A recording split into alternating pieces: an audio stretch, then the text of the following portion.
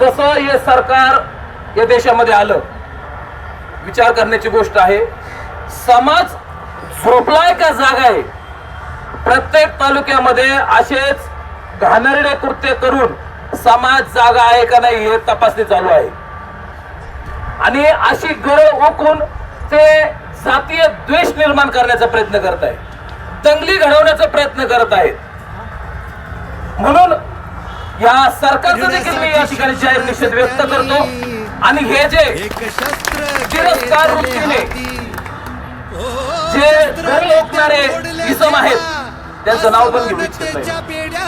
अशांचा मी या ठिकाणी जाहीर निषेध व्यक्त करतो आणि त्याच्यावर देशद्रोहाचा गुन्हा दाखल व्हावा असं मी या ठिकाणी पोलीस प्रशासनाला विनंती करतो. सामाजिक न्याय विभाग राष्ट्रवादी काँग्रेस पार्टीच्या वतीने मी या मोर्चाला जाहीर पाठिंबा व्यक्त करतो आणि त्या एकदम दलिंदर व्यक्तीचा या ठिकाणी जाहीर निषेध व्यक्त करतो. धन्यवाद.